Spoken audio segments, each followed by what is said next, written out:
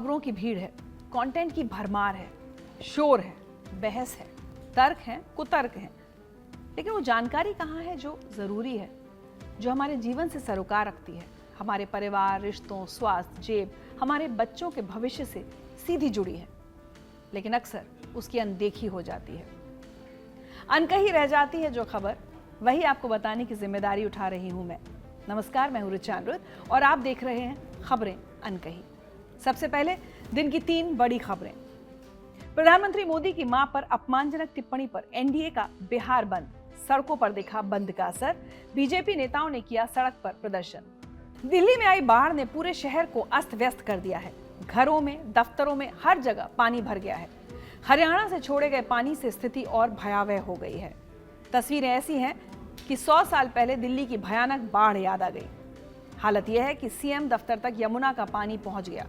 दिल्ली में जलस्तर ने 2013 का रिकॉर्ड तोड़ दिया। ऑनलाइन बेटिंग ऐप केस में पूछताछ के लिए शिखर धवन को ईडी का नोटिस मिला है। ईडी ये जानना चाहती है कि इस प्रमोशन में उनकी क्या भूमिका थी, इसलिए उन्हें जांच में शामिल होने के लिए कहा गया है।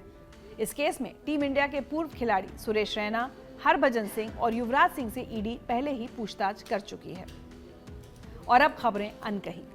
आज मैं आपको बताऊंगी कि मोदी सरकार ने जीएसटी में जो बदलाव किए हैं उससे आपकी जेब को क्या राहत मिलने वाली है। साथ ही आप ये भी जानेंगे कि फ्रांस से शुरू हुए जीएसटी को भारत में कैसे अपनाया गया। मां को गाली और अपशब्दों पर बिहार की राजनीति में तूफान आया हुआ है, लेकिन सवाल यह है कि राजनीति में गाली देना, अपशब्द कहना गलत है, तो आम बोलचाल की भाषा में ऐसे शब्दों का इस्तेमाल करना लोग कैसे बर्दाश्त करते हैं। दरभंगा में कांग्रेस के मंच से प्रधानमंत्री मोदी की मां को अपशब्द कहे गए, जिस पर पीएम मोदी आहत हुए। ये पूरी रिपोर्ट हम आपको दिखाएंगे। साथ ही दिल्ली से 4400 किलोमीटर दूर गाजा की कहानी भी देखेंगे। वहां से उठती चीखें पूरी दुनिया को हिला रही हैं, जहां भूख अब बम और गोलों से ज्यादा खतरनाक हथियार बन चुकी है। गाजा की गलियों में बच्चों की कब्रें गहरी होती जा रही हैं और दुनिया सिर्फ बयान दे रही है। क्या गाजा सिर्फ जंग का मैदान है या पूरी दुनिया की राजनीति का नया एपिसेंटर बन चुका है? इस पर हम बात करेंगे। और साथ ही बात करेंगे हिमालयों की ऊंचाइयों से आई इस खबर की। पूरी दुनिया के लिए जो खबर एक खतरे की घंटी है। 400 से ज्यादा ग्लेशियर झीलें अब ऐसी स्थिति में हैं जहां से किसी भी वक्त विनाश फूट सकता है। अरुणाचल से लेकर लद्दाख और कश्मीर तक ये झीलें धीरे धीरे जल प्रलय में बदल रही हैं। क्या सरकारें अलर्ट होंगी या हिमालय से उठ रहा पानी का तूफान पूरे उत्तर भारत को डुबो देगा? जीएसटी काउंसिल की बैठक में कई बड़े फैसले लिए गए, जिनसे आम आदमी को दिवाली से पहले बड़ा गिफ्ट मिला है। सरकार के इस फैसले से लाखों करोड़ों घरों में मिठास तो जरूर आएगी। वित्त मंत्री निर्मला सीतारमण ने कहा कि इस रिफॉर्म से आम आदमी को काफी फायदा होगा और ये नए स्लैब नवरात्रि के पहले दिन यानी 22 सितंबर 2025 से लागू हो जाएंगे। इस फैसले से जरूरतमंद और आम लोगों को राहत मिलेगी और त्योहार की खुशियां बढ़ेंगी। आइए देखते हैं कि यह फैसला कितने लोगों को सीधे प्रभावित करेगा। अब देश में जीएसटी के 4 टैक्स स्लैब नहीं होंगे, बल्कि सिर्फ 2 स्लैब होंगे, 5% और 18%, जबकि पहले 12 और 28% की टैक्स दरें भी लागू थी, जिन्हें अब खत्म कर दिया गया है। यानी कई चीजें सस्ती हो जाएंगी और कुछ चीजों की कीमतें थोड़ी बढ़ भी सकती हैं। ये नई टैक्स दरें 22 सितंबर 2025 से लागू होंगी। सबसे पहले बात करते हैं फूड आइटम्स और रोजमर्रा की जरूरतों की। मिल्क प्रोडक्ट्स UHT यानी अल्ट्रा हाई टेम्परेचर दूध अब पूरी तरह टैक्स फ्री होगा, जो पहले 5% था, जबकि कंडेंस्ड मिल्क, मक्खन, घी, पनीर और चीज पर टैक्स 12% से घटाकर 5% या कुछ मामलों में 0 कर दिया गया है। जरूरी खाद्य पदार्थ, malt, starch, pasta, cornflakes, biscuit, यहाँ तक कि चॉकलेट और कोको प्रोडक्ट्स पर टैक्स 12% या 8% से घटाकर 5% कर दिया गया है। मेवे और ड्राई फ्रूट्स, बादाम, पिस्ता, हेजलनट, काजू और खजूर पर अब केवल 5% टैक्स लगेगा, पहले ये 12% था। रिफाइंड चीनी, शुगर सिरप और मिठाई जैसे टॉफी या कैंडी पर टैक्स 5% कर दिया गया है। पैकेज्ड फूड, वनस्पति तेल, पशु वसा, खाने योग्य स्प्रेड, मीट प्रोडक्ट्स, मछली उत्पाद और मॉल्ट एक्सट्रैक्ट आधारित पैकेज्ड फूड्स को 5% के स्लैब में लाया गया है। नमकीन, भुजिया, मिक्सचर और इसी तरह के तैयार खाने वाले उत्पाद, भुना चना छोड़कर इन पर जीएसटी 18% से घटाकर 5% कर दिया गया है। पानी प्राकृतिक या कृत्रिम मिनरल वाटर और एरेटेड वाटर, बिना चीनी, स्वीटनर या फ्लेवर वाले, इन पर टैक्स 18% से घटाकर 5% कर दिया गया है। हेल्थ केयर और शिक्षा, जीवन रक्षक दवाइयाँ, स्वास्थ्य से जुड़े उत्पाद और कुछ मेडिकल उपकरणों पर टैक्स घटाया गया है। इन पर 12 या 18% से घटाकर जीएसटी 5% या 0 कर दी गई है। शैक्षणिक सेवाएं और सामान जैसे किताबें, लर्निंग एड्स पर जीएसटी 5% और 12% से घटाकर 0 या 5% कर दिया गया है। खाद पर टैक्स 12 या 18 से घटाकर 5% कर दिया गया है। बीज और फसल पोषक तत्वों जैसे कृषि से जुड़े कुछ इनपुट्स पर जीएसटी 12% से घटाकर 5% कर दिया गया है। ज्यादा इस्तेमाल होने वाले उपकरणों पर जीएसटी 28 से घटाकर 18% कर दिया गया है। Hair oil, shampoo, dental floss, toothpaste 18% से घटाकर 5%। पेपर सेक्टर में कुछ ग्रेड्स पर जीएसटी 12% से घटाकर 0 कर दिया गया है। जूते और कपड़े जीएसटी 12% से घटाकर 5% कर दिया गया है। गाड़ियां जिन पर जीएसटी 28% से घटाकर 18% हो गया है। पेट्रोल, एलपीजी या सीएनजी से चलने वाली गाड़ियां जिनका इंजन 1200 सीसी तक हो और लंबाई 4000 मिलीमीटर से ज़्यादा ना हो। डीजल से चलने वाली गाड़ियां जिनका इंजन 1500 सीसी तक हो और लंबाई 4000 मिलीमीटर से ज़्यादा ना हो। ऐसी गाड़ियां जो सीधे फैक्ट्री से एम्बुलेंस के रूप में तैयार होकर आती हैं और जिनमें एम्बुलेंस के लिए ज़रूरी सभी उपकरण, फर्नीचर और सामान लगे हों। पेट्रोल इंजन और इलेक्ट्रॉनिक मोटर दोनों से चलने वाली हाइब्रिड गाड़ियां जिनका इंजन 1200 सीसी तक हो और लंबाई 4000 मिलीमीटर से ज़्यादा ना हो। डीजल इंजन और इलेक्ट्रिक मोटर दोनों से चलने वाली हाइब्रिड गाड़ियां जिनका इंजन 1500 सीसी तक हो और लंबाई 5000 मिलीमीटर से ज़्यादा ना हो। सामान ढोने वाले वाहन, सिर्फ रेफ्रिजरेटेड या ठंडी रखने वाली गाड़ियां छोड़कर जिन पर पहले से 18% टैक्स है। इलेक्ट्रिक और हाइड्रोजन कारों पर अब 12% की जगह 5% जीएसटी लगेगा। ट्रैक्टरों पर 12% की जगह 5% जीएसटी लगेगा।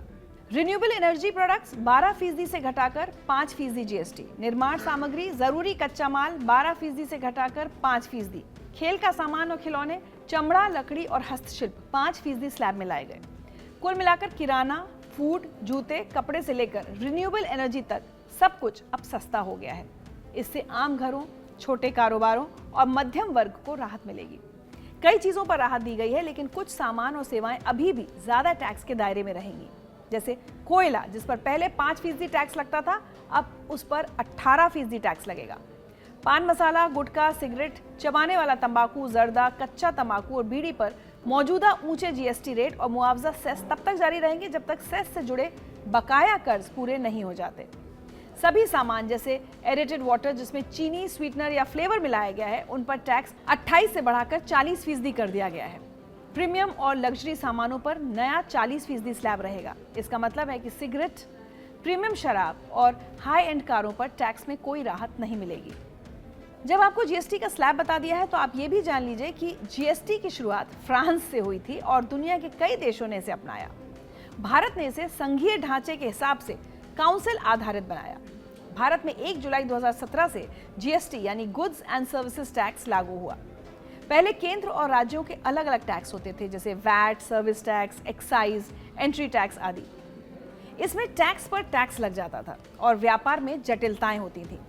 जीएसटी ने इन्हें मिलाकर एक आसान और पारदर्शी सिस्टम बनाया ताकि व्यापार सुगम हो और वन नेशन वन टैक्स लागू हो सके। जीएसटी की सोच 2000 में शुरू हुई, फिर राज्यों के वित्त मंत्रियों और केलकर टास्क फोर्स ने इसे सुझाया।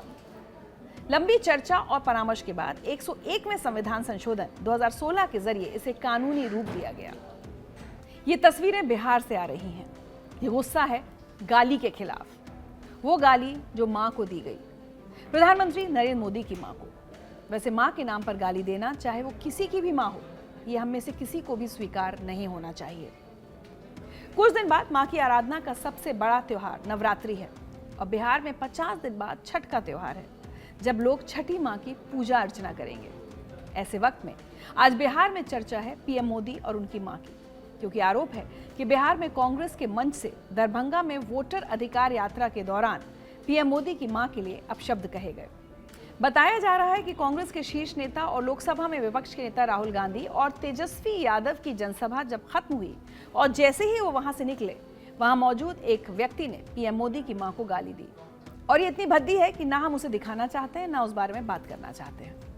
इस मामले ने काफी तूल पकड़ा। और ये बात जरूरी इसलिए है कि आखिर राजनीति इतनी स्तरहीन कैसे हो गई कि विरोध के नाम पर मां जैसे पवित्र रिश्ते को गाली से जोड़ दिया जाए। इसे लेकर बीजेपी का बिहार बंद है। बिहार के अखबारों में एनडीए की तरफ से विज्ञापन दिया गया है, जिसमें लोगों से बिहार बंद में स्वेच्छा से शामिल होने की भावुक अपील की गई है। विज्ञापन में एक मां का फोटो और भड़कते हुए शख्स की फोटो भी लगाई गई है। बिहार में लोगों से संवाद करते हुए प्रधानमंत्री नरेंद्र मोदी अपनी मां को दी हुई गाली पर बेहद भावुक दिखे। वीडियो कॉन्फ्रेंसिंग के जरिए पीएम मोदी ने उनकी मां हीराबेन को गाली दिए जाने पर कहा कि मैं अपनी मां के आशीर्वाद से ही देश की सेवा कर रहा हूं। ये कहते हुए प्रधानमंत्री भावुक हो गए। उन्होंने कहा कि मेरी मां का शरीर तो इस दुनिया में नहीं है। कुछ वक्त पहले 100 साल की उम्र में उनका निधन हो गया। मोदी जी ने कहा कि उनकी मां का राजनीति से कुछ भी लेना देना नहीं था। इसके बावजूद उन्हें कांग्रेस और आरजेडी के मंच से भद्दी गालियां दी गईं। मोदी ने कहा कि उनकी मां को गंदी गाली दिए जाना देश की महिलाओं का भी अपमान है। मोदी ने अपनी मां को याद करते हुए कहा कि उन्होंने बेहद गरीबी और तकलीफ सहकर सभी बच्चों को पाला। बीमारी की स्थिति में भी वो काम करती थी ताकि बच्चों को दुख न सहना पड़े। खुद के लिए नई साड़ी नहीं खरीदती थी ताकि बच्चों को नए कपड़े पहना सकें। मोदी ने कहा कि देश की करोड़ों माएं बच्चों को ऐसे ही पालती हैं और कांग्रेस आरजेडी के मंच से उनकी दिवंगत बुजुर्ग मां को गाली दिया जाना करोड़ों माओं का भी अपमान है। आज से 3 साल पहले खुद पीएम मोदी ने अपनी मां हीराबेन पर एक भावुक ब्लॉग लिखा था। ये ब्लॉग उनकी मां के 100वें जन्मदिन पर प्रकाशित हुआ था। इसमें पीएम मोदी ने ये बात खास तौर पर लिखी थी कि उनकी मां के जीवन के अनुभवों और संघर्षों से ही उन्हें महिलाओं के लिए कई योजनाओं की प्रेरणा मिली। पीएम मोदी ने अपने ब्लॉग में लिखा था कि उनकी मां ने गरीबी झेली है, उसी से उन्हें गरीबों के जीवन की कठिनाइयों का एहसास हुआ।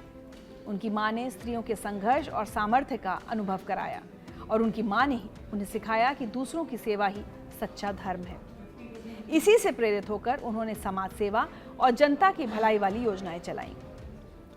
पीएम मोदी ने मां के नाम पर एक पेड़ लगाने की मुहिम शुरू की। इसके अलावा मोदी सरकार ने पिछले 11 साल में महिलाओं के लिए कई योजनाएं चलाई हैं। मसलन बेटी बचाओ बेटी पढ़ाओ, सुकन्या समृद्धि योजना, प्रधानमंत्री उज्ज्वला योजना। इन सब के केंद्र में मां है, महिला है। लेकिन माता पिता के अपमान का मुद्दा सिर्फ राजनीति तक सीमित नहीं रहा। आपको याद होगा, सोशल मीडिया के शो इंडियाज गॉट टैलेंट में कॉमेडी के नाम पर माता पिता को लेकर एक बेहद भद्दी, ओछी, घटिया और घिनौनी टिप्पणी पर देश में बवाल मचा था। बियर बाइसेप्स समेत कई यूट्यूब चैनल चलाने वाले रणवीर इलाहाबादिया ने ये घटिया और फूहड़ टिप्पणी सोशल मीडिया इन्फ्लुएंसर समय रैना के YouTube show India's got talent में की, जिस पर स्टैंड अप देख रहे लोगों ने बेशर्मी से ठहाके लगाए थे। इस पर काफी विवाद हुआ तो रणवीर इलाहाबादिया समय रैना ने माफी भी मांगी थी। लेकिन एक सच ये भी है कि आज के डिजिटल युग में नेगेटिव पब्लिसिटी ही सही, लेकिन घटिया बातों वाला शो सोशल मीडिया पर ट्रेंड हो रहा है। माता पिता पर फूहड़ बातों वाले लोगों को जितने लोग कल नहीं जानते थे, आज जानने लगे हैं। भले ही रणवीर इलाहाबादिया, समय रैना और अपूर्वा मखीजा को लोग अश्लील, बिगड़ैल और विकृत मानसिकता वाला बताएं, लेकिन इन्होंने जिस तरह अश्लीलता और फूहड़पन का नया ट्रेंड सेट किया है, उससे इनकी टीआरपी, इनके शो के हिट्स और इनके फॉलोअर्स बढ़ते ही चले गए। हालांकि जब बात गाली की हो रही है, तो क्या आपने कभी सोचा है कि गाली देने की शुरुआत कब और किन लोगों ने की होगी? आज गालियां रोजमर्रा की जिंदगी का हिस्सा बन चुकी हैं, लेकिन इनके पीछे का इतिहास उतना ही दिलचस्प और चौंकाने वाला है।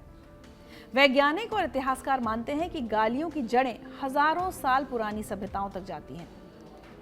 लेकिन ये ठीक ठीक कहना मुश्किल है कि गाली देने की शुरुआत किस इंसान या समाज ने की थी, क्योंकि ये किसी एक व्यक्ति का बनाया हुआ शब्द नहीं है। इतिहास के पन्नों में भी गालियों की तरह कठोर शब्दों का जिक्र मिलता है। प्राचीन सभ्यताओं जैसे मेसोपोटामिया और मिस्र में विरोधियों को अपमानित करने के लिए कठोर शब्दों का इस्तेमाल होता था। लेकिन ये शब्द आज की तरह अपशब्द ना होकर ज्यादातर श्राप या ताने जैसे हुआ करते थे। भारत में भी गालियों का इतिहास पुराना है। वैदिक ग्रंथों और ऋग्वेद में विरोधियों को नीचा दिखाने के लिए असुर या मलेच्छ जैसे शब्दों का इस्तेमाल किया गया। ये दिखाता है कि इंसान हमेशा से ही अपमान जताने के लिए ऐसे शब्दों का सहारा लेता आया है। हमारे देश में मां का दर्जा भगवान के समान है, इसलिए टीवी शो या राजनीति में इस तरह के व्यवहार को बर्दाश्त नहीं किया गया। लेकिन क्या यह सच नहीं है कि आज आप सड़क पर चल रहे हो, दफ्तर में हो या कहीं पर भी हो, क्या आम बोलचाल भाषा में गाली नहीं दी जाती? क्या हंसी मजाक में दोस्तों को गाली नहीं दी जाती? और खासकर जब हम माँ और बहन के नाम पर गालियां देते हैं तो सुनने वाले का खून क्यों नहीं खौलता? क्यों ये बातें हमें नहीं चुभती? ये जानते हुए भी कि माँ बहन का नाम लेकर दी जाने वाली गालियां महिलाओं की नहीं बल्कि हमारी सोच की गंदगी दिखाती है। उनके नाम पर गाली देना असल में अपने ही संस्कारों को गाली देना है। तो अगर स्टैंड अप कॉमेडी में या राजनीति में होने वाली गालियों से आपको ठेस पहुंची है तो आइए आज हम सब मिलकर ये ठानें कि गालियों से नहीं, सम्मान की भाषा से अपनी पहचान बनाएंगे और दूसरों से उसी भाषा में बात करेंगे। चीखती बिलखती माँओं और रोते हुए बच्चों की तस्वीरें इसी दुनिया की हैं। आप यकीन नहीं करेंगे, लेकिन दिल्ली से करीब 4400 किलोमीटर दूर है एक ऐसी जगह जहां रोटी मांगने पर बम के गोले मिलते हैं, जहां भूख की वजह से मासूम बच्चे दम तोड़ रहे हैं। और ये देखकर कई देश या कहें कि पूरी दुनिया आंखें मूंदे है। यहां से आ रही दर्दनाक चीखें सुनकर किसी का भी कलेजा कांप जाए। एक ऐसी जगह जहां मौत सिर्फ बमों से नहीं बल्कि भूख से भी लिखी जा रही है। ये जगह है गाजा, जो आज जियोपॉलिटिक्स का एपिसेंटर बन गया है। पहले कुछ आंकड़े देख लेते हैं, जिसके बाद हम समझेंगे कि गाजा पर बात करना जरूरी क्यों होता जा रहा है। साथ ही ये भी समझना होगा कि आखिर इजराइल के लिए अपनी एग्जिस्टेंस या अस्तित्व बचाने का सवाल क्यों खड़ा हो गया है। सबसे पहले आपको एक तस्वीर दिखाती हूँ। ये तस्वीरें गाजा शहर में 18 महीने के मोहम्मद अल मुतवक्क और उसकी विधवा माँ हिदायत अल मुतवक्क की है। इस बच्चे की माँ हिदायत ने बताया कि उसके बच्चे को 4 दिन से खाने को कुछ नसीब नहीं हुआ। मोहम्मद की तस्वीरें इजराइल और दुनिया भर में वायरल हुई। इजराइल ने कहा कि यह तस्वीर एक तरह का प्रोपेगेंडा है कि कैसे अंतर्राष्ट्रीय मीडिया गाजा में बड़े पैमाने पर भूखमरी के बारे में गलत रिपोर्टिंग कर रहा है। बताया गया कि तस्वीरें वायरल हुई तो इस बच्चे की देखभाल की गई और अब इसकी एक नई तस्वीर सामने आई। लेकिन बात सिर्फ एक नहीं, हजारों मासूमों की है। इन आंकड़ों से समझिए गाजा की हालत क्या है। अगस्त महीने से अब तक 65,000 लोग बेघर हो चुके हैं। सिर्फ पिछले एक हफ्ते में 23,000 से ज्यादा लोग पलायन कर चुके हैं। युद्ध की आग ने गाजा की 90% से ज्यादा आबादी को बार बार विस्थापित कर दिया है। वर्ल्ड फूड प्रोग्राम की रिपोर्ट बताती है कि गाजा के हर 3 में से 2 परिवार अब रोज भूखे पेट सो रहे हैं। हर 10 में से 4 बच्चों का वजन खतरनाक रूप से गिर चुका है। बीमारियों का फैलाव इतना तेज है कि सिर्फ पिछले हफ्ते में 1500 से ज्यादा बच्चे डायरिया से पीड़ित हुए, जिनमें से कई ने दम तोड़ दिया। गाजा स्वास्थ्य मंत्रालय के मुताबिक अक्टूबर 2023 से जारी इस संघर्ष में अब तक 61,827 फिलिस्तीनी अपनी जान गंवा चुके हैं। इतना ही नहीं, 1,55,275 लोग गंभीर रूप से जख्मी हुए हैं। यूएन के विश्व खाद्य कार्यक्रम का कहना है कि करीब 1 लाख महिलाएं और बच्चे तुरंत इलाज के मोहताज हैं। यूएन के मुताबिक वहां की आपूर्ति के लिए रोजाना 500 से 600 रिलीफ ट्रक चाहिए, जबकि सिर्फ 69 ट्रक ही आ पा रहे हैं। आईपीसी यानी integrated food security phase classification ने आधिकारिक तौर पर ऐलान कर दिया है कि गाजा में इस वक्त अकाल के हालात हैं। ये कोई प्राकृतिक आपदा नहीं, ये इंसानी नाकामी है। संयुक्त राष्ट्र की एजेंसियां साफ कह रही हैं कि इजराइल अंतर्राष्ट्रीय मानवाधिकार कानून को जानबूझकर नकार रहा है। रिपोर्ट्स कहती हैं कि गाजा में अकाल के तीनों थ्रेशोल्ड पार हो चुके हैं। भोजन की अत्यधिक कमी, कुपोषण और भूख से मौतें। सवाल यह है कि क्या दुनिया सिर्फ रिपोर्ट बनाकर देखती रहेगी या बच्चों, बूढ़ों, महिलाओं तक मदद भी पहुंचाएगी? इसे लेकर सवाल उठ रहे थे कि इजराइल की नाकेबंदी के चलते खाने पीने की चीजों और दवाइयों की भारी कमी हो गई है, जबकि इजराइल का कहना है कि हमास सहायता सामग्री लूट रहा है। हमको यह भी समझना होगा कि गाजा क्यों दुनिया की राजनीति का केंद्र बन गया है। जब जब गाजा जलता है तब तब दुनिया 2 धड़ों में बट जाती है। एक तरफ अमेरिका है जो कहता है कि इजराइल को आत्मरक्षा का अधिकार है, लेकिन असलियत यह है कि अमेरिका को इजराइल को हथियार बेचने हैं, कारोबार करना है। दूसरी तरफ ईरान है जो खुद को मुस्लिम देशों का लीडर साबित करना चाहता है। इसलिए ईरान हिजबुल्लाह और हूतियों का समर्थन करता है, क्योंकि लेबनान से हिजबुल्लाह और यमन से हूती इजराइल पर हमले करते रहते हैं।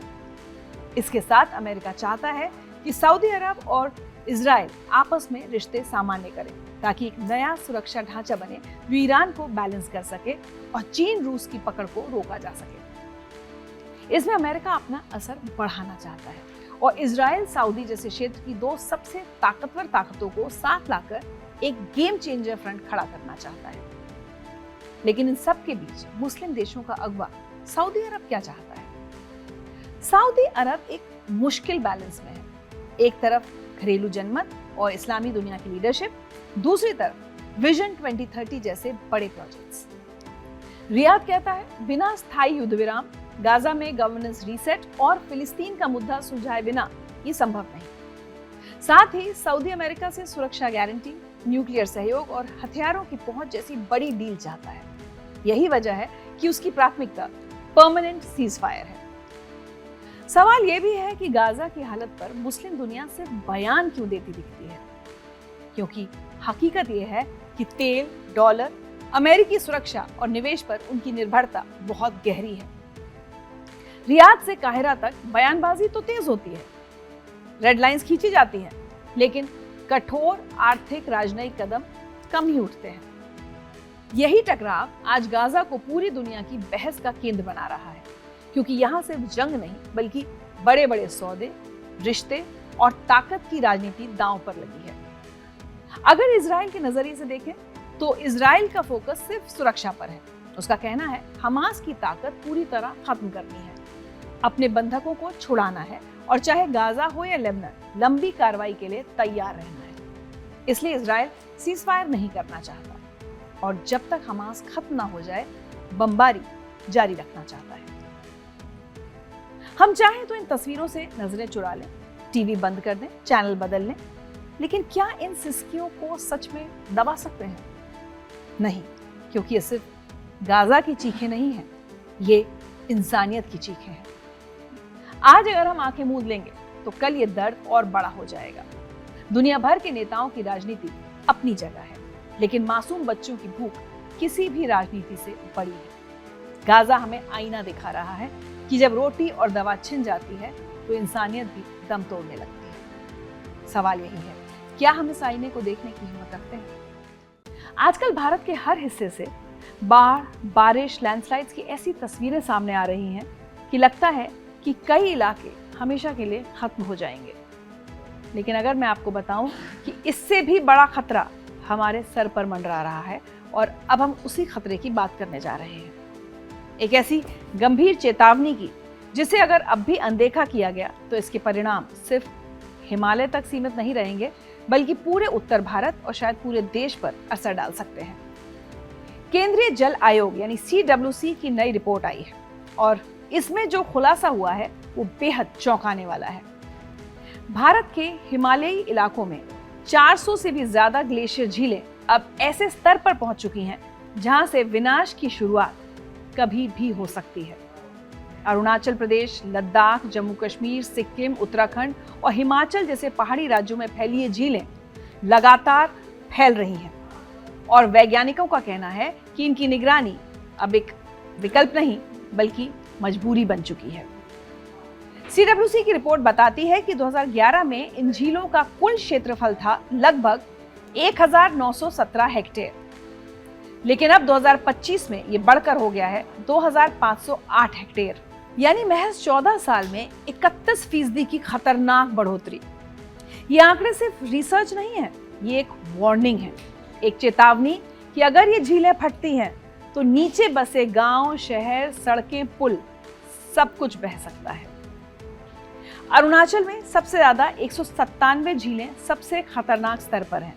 उसके बाद लद्दाख में 120, कश्मीर में 57, सिक्किम में 47, हिमाचल में 6 और उत्तराखंड में 5 झीलें चिंताजनक स्थिति में हैं। कुल मिलाकर जून 2025 में 1435 झीलों का आकार बढ़ चुका है, यानी ये झीलें अब धीमे धीमे जल प्रलय की ओर बढ़ रही हैं। इस रिपोर्ट के आने का समय भी डराने वाला है, क्योंकि देश पहले से ही बाढ़ और भूस्खलन से बेहाल है। हिमाचल और उत्तराखंड में बारिश और लैंडस्लाइड ने 7 लोगों की जान ले ली है। पंजाब में स्कूल कॉलेज बंद हो गए हैं और जम्मू कश्मीर के कटरा में वैष्णो देवी यात्रा लगातार 7वें दिन ठप है, जहां कुछ दिन पहले एक बड़े भूस्खलन में 34 लोगों की मौत हो चुकी है। अब सवाल उठता है, क्या यह सिर्फ एक मौसम की मार है? जवाब है नहीं, ये ग्लोबल क्लाइमेट चेंज का सीधा असर है। CWC की रिपोर्ट कहती है कि हिमालयी क्षेत्र अब जलवायु परिवर्तन की सबसे बड़ी प्रयोगशाला बन चुके हैं। ग्लेशियर तेजी से पिघल रहे हैं, झीलें बन रही हैं और वो झीलें कभी भी फट सकती हैं। ये सिर्फ भारत की समस्या नहीं है, बल्कि नेपाल, भूटान, चीन तक इसका असर पहुंच सकता है। और अगर समय रहते चेतावनी नहीं मानी गई तो ये झीलें सिर्फ हिमालयी राज्यों को नहीं बल्कि पूरे उत्तर भारत को डुबो सकती हैं। ये वो खतरा है जिसे हम अपनी आंखों से बनते देख रहे हैं, धीरे ही सही लेकिन लगातार। इसलिए केंद्रीय जल आयोग ने अब सिफारिश की है कि हर राज्य सरकार, हर जिला प्रशासन को real time monitoring system, satellite आधारित अलर्ट्स और अर्ली वार्निंग मैकेनिज्म तुरंत लागू करने चाहिए। क्योंकि जब ग्लेशियर झीलें फटती हैं तो न सिर्फ पानी आता है बल्कि एक सुनामी जैसी तबाही साथ आती है जिसे कोई रोक नहीं सकता। अब वक्त है समझने का कि जलवायु परिवर्तन सिर्फ ध्रुवीय भालुओं की चिंता नहीं है, ये भारत के गांव, खेतों, शहरों और जिंदगियों का सवाल बन चुका है। हिमालय अगर डगमगाया तो पूरा उत्तर भारत कांप उठेगा। आप ये समझिए कि ग्लेशियर आखिर हैं क्या और क्यों बनते हैं। दरअसल जब पहाड़ों पर लगातार बर्फबारी होती है और गर्मियों में भी वह पूरी तरह पिघल नहीं पाती तो परत दर परत वह बर्फ जमा होती जाती है। धीरे धीरे उसका दबाव इतना बढ़ता है कि वो सख्त ठोस बर्फ का विशाल ढेर बन जाती है। यही ढेर कहलाता है ग्लेशियर। ये कोई साधारण बर्फ नहीं बल्कि हजारों लाखों सालों की जमा हुई बर्फ है। अब सवाल यह है कि ग्लेशियर क्यों जरूरी हैं? इसका जवाब बेहद सीधा और गंभीर है, क्योंकि यही हमारी नदियों की मां है। गंगा, यमुना, ब्रह्मपुत्र और सिंधु जैसी नदियां इन्हीं ग्लेशियर से जन्म लेती हैं। पूरी दुनिया का जो मीठा पानी पीने लायक है उसमें सबसे बड़ा भंडार इन्हीं ग्लेशियर्स में छुपा हुआ है।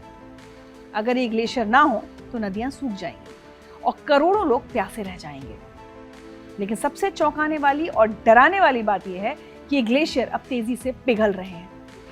हाल ही में वेनेजुएला में वो हुआ जिसने दुनिया को हिला कर रख दिया। वहां का आखिरी बचा ग्लेशियर भी पूरी तरह पिघल गया। यानी अब वेनेजुएला दुनिया का वो देश बन चुका है जहां एक भी ग्लेशियर मौजूद नहीं है।